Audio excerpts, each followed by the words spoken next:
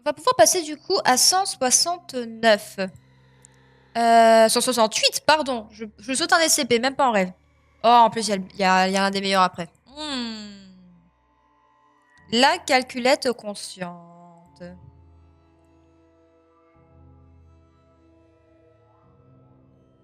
Calculette normale du même modèle du SCP. Ah d'accord, donc c'est pas le SCP, mais c'est une calculette qui est du même modèle. Ah ouais, mais attendez, mais ça s'appelle ça, c'est une calculette de type experte, quoi. Nous, on n'est pas habitués à ce genre de choses. Description. Trouvé posé sur un bureau lors du nettoyage du bâtiment d'une école élémentaire condamnée, on ne sait pas où, dans les années 1990, SCP-168 est une calculette graphique de la marque Hewlett Packard, modèle HP-28C. Au cours de l'inspection initiale, il a été découvert que le nom Eric était gravé à l'intérieur du boîtier amovible. Toutefois, après avoir entré une équation simple, 6 divisé par 3, et pressé le bouton égal, l'écran de l'appareil est devenu vierge pendant 3 minutes et 33 secondes. Ce après quoi la fonction toute alternative s'est initiée, faisant afficher le message Quelle heure est-il?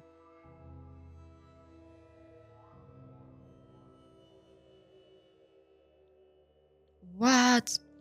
Pour un journal de conversation, les personnes bénéficiant d'une autorisation de sécurité de niveau 2 devraient consulter l'LDDOM rapport E-12. Bien qu'il ne soit pas totalement mobile, le SCP a démontré des signes d'action lorsque le personnel n'est pas présent.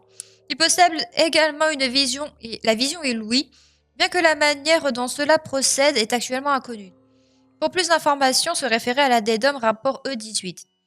Cette preuve a mené à ce qu'une reclassification en Euclide soit demandée, justifiant plus d'aménagement de sécurité pour le confinement. Oh oh. Ça fait longtemps pour Eric. Oui, effectivement, on avait déjà vu un SCP avec Eric.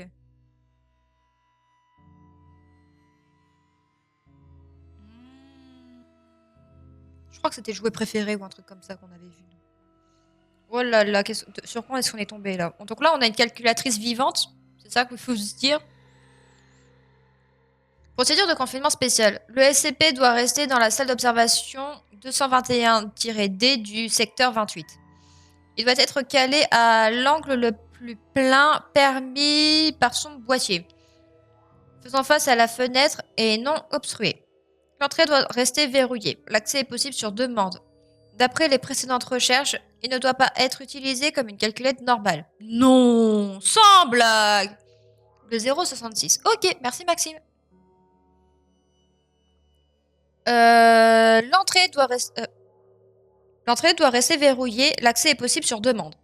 D'après les précédentes recherches, il doit... J'ai relu exactement la même phrase. Pardon. La discussion avec le SCP est encouragée, mais doit être limitée à un maximum d'1 heure par jour sans exception. Ok. Va falloir que tu nous racontes un petit peu ta life, mon gars, parce que là, c'est bizarre. Du coup, on a le rapport E-12. Journal du dialogue enregistré entre le SCP et le docteur Howard. En date du 14 juillet 2008. Janvier, pardon. Les réponses du SCP doivent rester en lettres capitales afin d'indiquer une communication non vocale et préserver l'authenticité. Le SCP est également incapable de produire des signes de ponctuation à l'exception du point de la virgule et du point d'interrogation. Intéressant. Vous pouvez m'entendre? Oui. Quel est votre nom? Calculatrice. Puis-je vous appeler 168? Pourquoi pas? Bien. Depuis combien de temps êtes-vous en vie, 168? Qu'est-ce qu'être en vie? Être capable de penser. Oh. Donc le SCP s'est arrêté pendant environ 2 minutes. 12 ans, 3 mois, 12 jours, 8 minutes, 32 secondes. Pourquoi cela a-t-il pris si longtemps? Personne n'a jamais demandé. Continuons. Il y a un nom gravé sur votre boîtier. Qui est Eric? Eric était gentil. J'aimais bien Eric. Où est-il parti? Je ne sais pas où il est allé, 168. Quel garçon négligent. J'espère qu'il pensera à revenir pour moi. Eric était-il votre propriétaire? Oui. Eric était gentil, pardon, j'ai répondu ce nom. Bien. Fonctionnez-vous comme une calculette le devrait, 168. Je devrais l'espérer. Puis-je essayer de vous utiliser pour résoudre une équation? Quelque chose comme 2 plus 2. Oui. Donc Edouard, il écrit 2 plus 2 et puis il touche égal. La réponse 4 apparaît sur l'écran du SCP instantanément. Puis-je en tenter une autre sans vous dire ce que ce sera au préalable? Oui. Donc le docteur, il fait 260K divisé par 8, appuie sur égal. La réponse 33 apparaît sur l'écran du SCP après 12 secondes. Pourquoi cela a-t-il pris si longtemps? 168. Les grandes divisions sont difficiles. Je pense que j'en ai assez pour aujourd'hui. Je vous parlerai à nouveau demain. Attendez, il fait sombre ici. Pouvez-vous ouvrir la fenêtre? Il n'y a pas de fenêtre dans cette pièce. Puis-je avoir une autre pièce avec une fenêtre? J'ai bien peur que non. Injuste.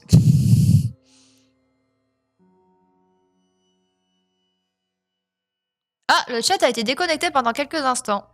Mais c'est bon, la connexion a été rétablie. Alors, et on a le document du coup E18. En entrant dans la salle de stockage des 185-D afin de continuer le test avec le SCP le matin du 15 janvier 2008, j'ai découvert la seule table dans la pièce retournée. Le SCP gisant près d'elle en position verticale. Son écran affiché. Que dites-vous de ça? Ça vous apprend à me laisser dans le noir toute la journée, abruti. Bon. Les tentatives de communication avec le SCP à partir de ce point ont été ignorées. Je suggère de le déplacer dans la salle de 221-D si nous voulons en obtenir quoi que ce soit de vraiment utile. Le désassemblage ne doit être envisagé qu'en dernier ressort, si rien d'autre ne réussit à rendre le SCP plus conciliant. Signé le docteur Howard. D'accord, donc en gros, effectivement, donc en fait, ce truc, il est conscient. Donc, il vaut mieux éviter, en fait, de le laisser dans le noir, quoi. Littéralement.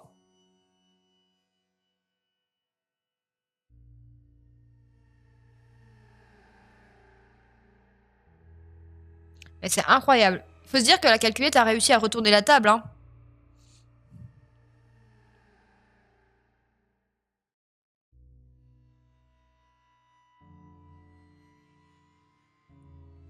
C'est incroyable.